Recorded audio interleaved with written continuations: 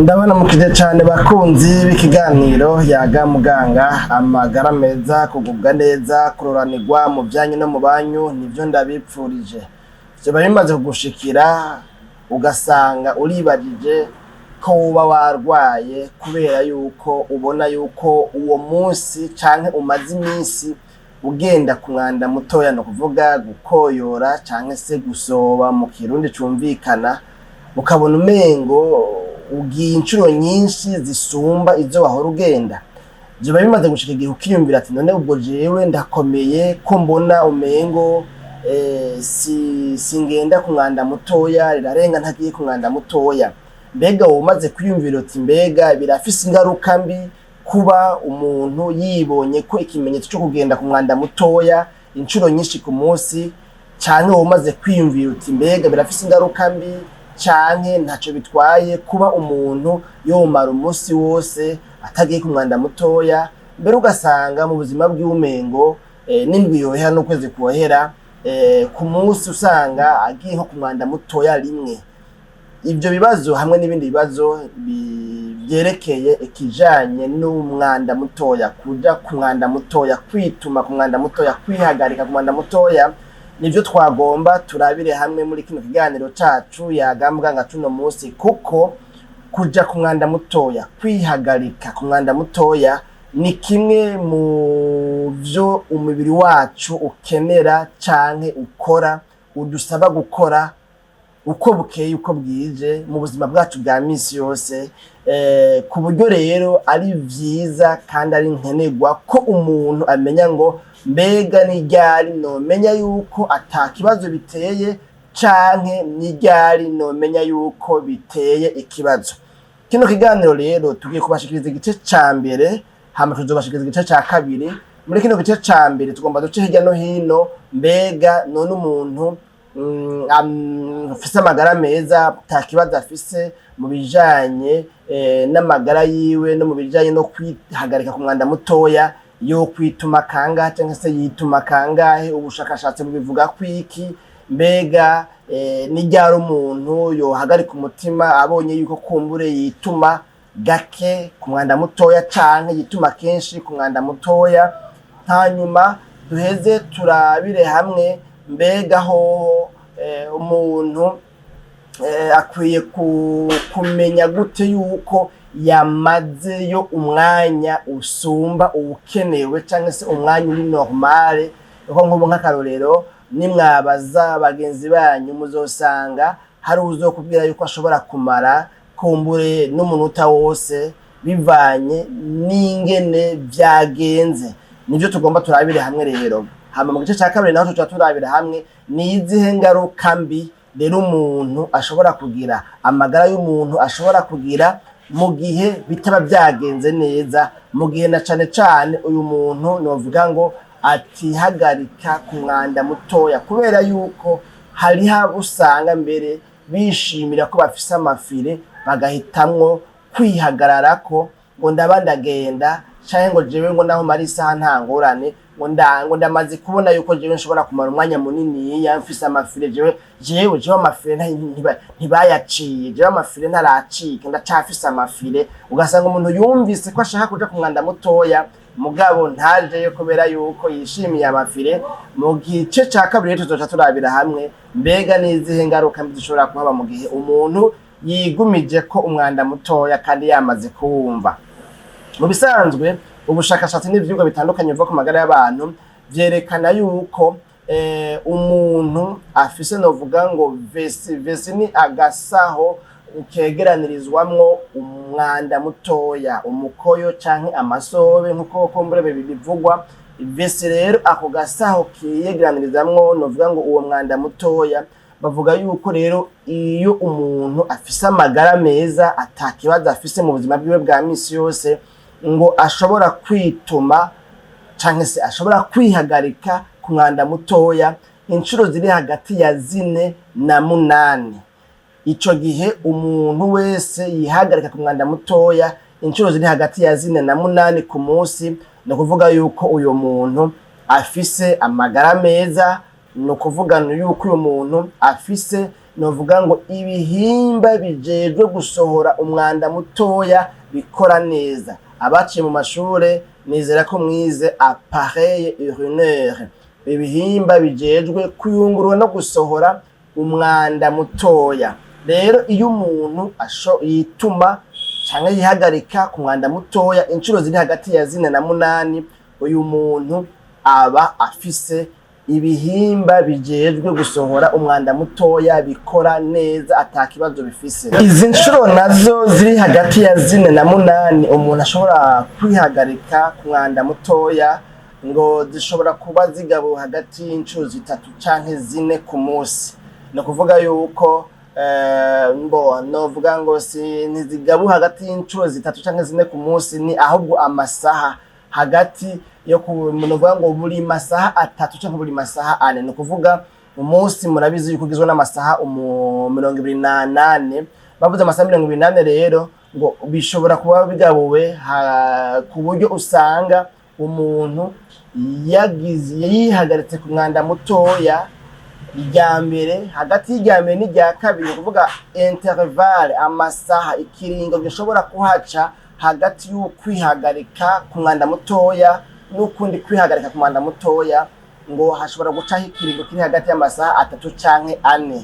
Aha rero byumvikana yuko nk'iyo bishitse umuntu akabona buri minota 20 aragiye, buri minota 30 aragiye, biba bikwiye guca bituma umuntu yiyumvira ati kubera iki none asanga umuntu ashobora kumbure kwihagarika ku mwanda mutoya inshuro ziri hagati ya 4 na 8, hanyuma mugabo je buri minota 30 nkabangiye, buri minota 30 nkabangiye, habaye iki byagenze gute? Aho naho nyene umuntu abakwiye gusuzuma, kubera yuko tuzobona yuko ari bimwe mu bimenyetso bishobora kwereka umuntu yuko hariho ikibazo, kubera ko uyu muntu agenda cyane kandi inshuro nyinshi hafi na hafi.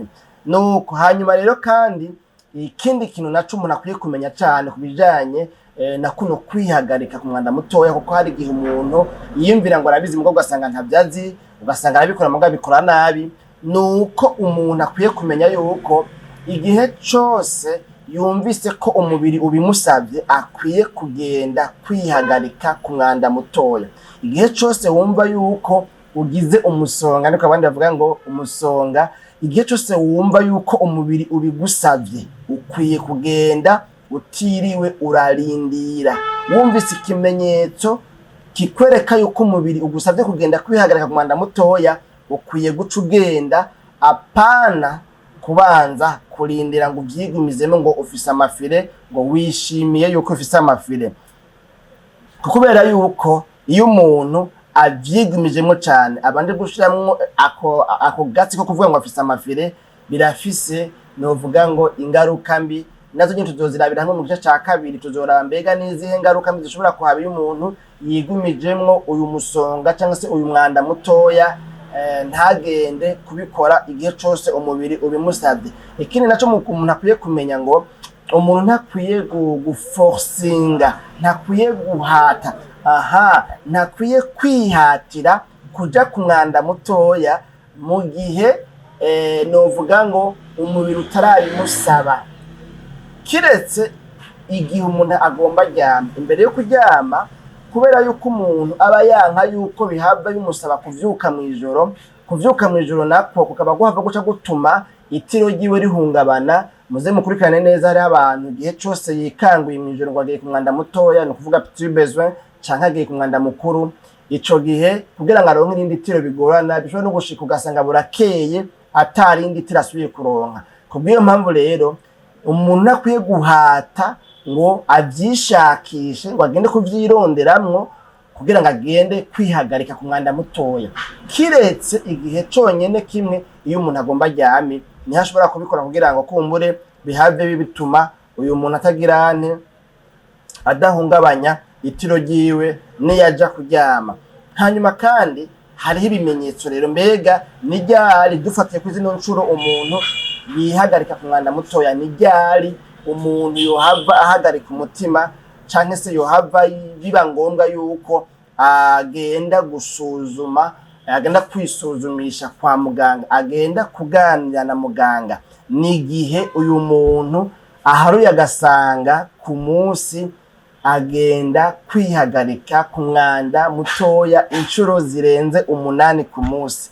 Muri ico gihe tuvuga yuko uyu muntu yagize ico twita ngo ni polacure mu gifaransa, no kuvuga yuko uyu muntu aba yihagarika inshuro nyinshi ku munsi zishobora kuba ziteye amakinga, kubera yuko kino kimenyetso c'uko umuntu yihagarika inshuro nyinshi ku munsi zirenze izitegekanijwe n'izashitsweko n'ubushakashatsi. Iki ni kimwe mu bimenyetso vyerekana ko hari ingwara umuntu aba yagwaye. Hariho ingwara zitandukanye umuntu ashobora kugwara zikaca zimutera kuja ku mwanda mutoya inshuro nyinshi zirenze izikenewe ku munsi.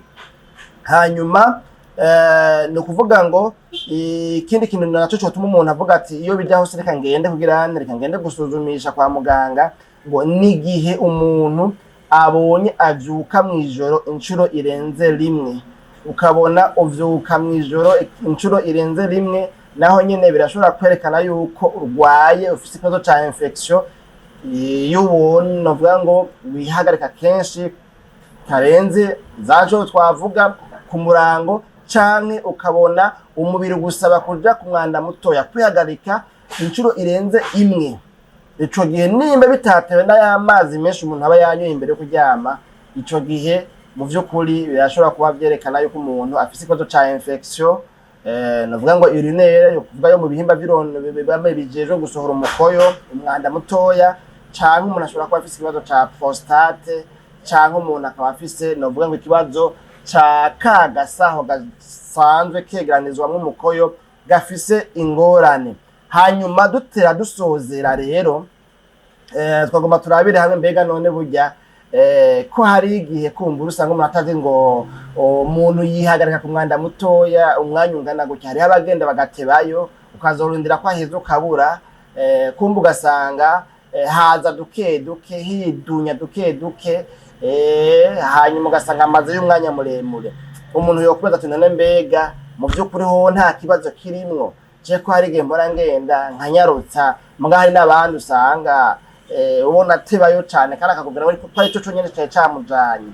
Mu bisanzwe ibijanye n'umwanya igikorwa cyo kwihagarika ku mwanda mutoya umuntu amara, bivugwa yuko umuntu amara hagati y'amasegonde 20 n'amasegonde 30.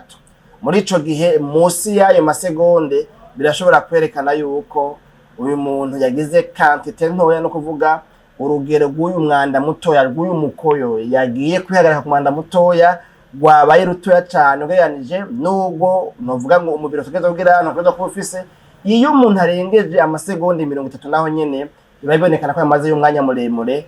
Biba bisaba yuko umuntu acarabara mbega uyu muntu bigenda gute, kubera hari igihe hariya mu bihimba bije gusohora umukoyo haba hariho tuntu twage turatangira, ugasanga uyu muntu rero umukoyo harabaye bushe, ntibikunda kwihagarika ku mwanda mutoya. Kandi kutihagarika ku mwanda mutoya neza naho bifise ingaruka mbi tuzorabira hamwe mu kiganiro kigira kabiri ca kino cigwa. Aha rero nibaza yuko vyumvikana ubonye wewe igikorwa cyo kwihagarika ku mwanda mutoya kimara umwanya uri munsi y'amasegonde novuga ngo 15, ko twabonye yuko umuntu atakibazo afise ico gikorwa kimara hagati y'amasegonde 20 n'amasegonde 30.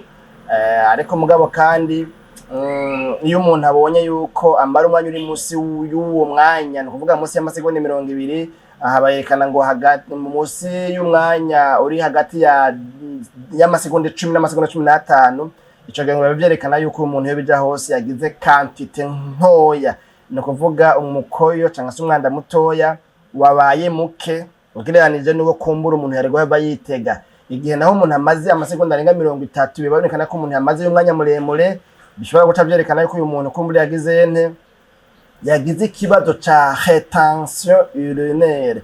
Iyo rétention urinaire nayo bishobora kuhaba igihe novuga ngo inzira canke se imihora canke se aho umukoyo uzanana haba hameze nkaho ngo hazibiye canke se novuga ngo hariho intambamyi ituma umwanda mutoya udasohoka neza. Ibyo byose nibaza ko vyumvikana kubijanye n'umwanya umuntu ashobora kumara, kandi nimba uyu mwanya utaruwuzi uwumvise ubuca ubona ati nanje muramara umwanya ungana gutya, ubonye umwanya umaze bishobora kuzokwereka yuko hari ikibazo canke ata kibazo gihari. Hanyuma kandi kubijanye na volume, muga volume vyo nta n'uwo bitebako, kuvuga ibijanye na quantité, mbega umuntu yituma umwanda mutoya ungana gute. Ivyo biragoye kubera ko umuntu nta gipimo ashiramo ngo barabe mantuze, keretse iyo bamushize kuri surveillance bariko bararaba yuko novuga kumbure amafyigo nk'abagwara ingora z'amafyigo kumbure bashobora kumutegeka yuko igihe cose agiye ku mwanda mutoya ashira mu kantu kari gradiwe kugira ngo barabe umwanda mutoya novuga ngo yituma ukuntu ungana. Kubijanye n'amavolume rero naho umuntu bitoroshe ko aja kubipima kiretse iyo bikenewe, byerekanwa yuko rero umuntu akuze muri rusange ngo ashobora umubiri wiwe ushobora kurekura cyangwa se novuga ngo gusohora umwanda mutoya uri hagati y'amamililitiro 200 n'amalitiro 2 ku munsi. Murumva rero bivanye n'amazi umuntu anwa, bivanye n'ingene umubiri wiwe ukora neza, uyu muntu ashobora gusohora umwanda mutoya uri hagati y'amamililitiro 700. Aha nibaza ko duhaba tuvuga cya gicupa ca mirinda nini ya imwe yo muri plastique y'umengo ni 600 ml, muca mwumva ko harenga ko kumbure gatoya dukeya. Rero ni hagati yari rya cupa rya mirinda urengeje ko dukeya, mirinda yo mu plastique ya mirinda nini ya 600 ml, hagati ya kijya gicupa rero ca mirinda hamwe n'amalitiro 2 ku munsi. Ivyo vyose rero nibaza yuko bishishikara kudufasha gutahura no kumva neza ingene novuga ngo ikijanye no kwituma ku mwanda mutoya kimeze, kugira ngo dushishikare kuharonkera cyangwa se kuhungukira ibitare bike. Ni ryari rero umuntu yo kwitura muganga? Ni ryari umuntu yovuga ati iyo bija hose ari ikibazo jewe reka ngende kwa muganga? Ni mu gihe umuntu yibonye ko ibintu bitandukanye novuga ngo nivyo tubabwiye, igihe umuntu aguma yumva ashaka kuja ku mwanda mutoya bidafatiye ku kunywa amazi menshi kumbure kwa habaye, canke umuntu akumva afise ububabare novuga ngo munsi y'umukondo ahaherereye kagasaho kegeranizwamo umukoyo, igihe umuntu yumva umengo arasha iyo ariko arihagarika ku mwanda mutoya, iyo yumva ko hariho sensation de brûlure, ico gihe naho nyene umuntu yo kwitura muganga. Canke igihe umuntu muri kwa kwihagarika ku mwanda mutoya aravye agasanga harimwo amaraso, harimwo uturasi. Aya maraso nayo nyene si vya bindi twakuze twumva, je ndibuka ntaraja mu vy'ikiganga abantu bazabumva ngo nukuri ngo umwana wanje ngo asuba amaraso, ariko bakurikirana ugasanga nahasoba amaraso si amaraso burasa, ahubwo afise imiti yari karafata. Iyo miti nayo ifise amacouleur amakoloha. Urumva iyo miti rero urabona ko hari imiti usanga irimo ibintu vya jaune, ibintu bisuku na kuriya, ugasanga muri make umuntu yanyoye iyo miti asoba yihagarika umwanda mutoya ugomba gusa n'amaraso.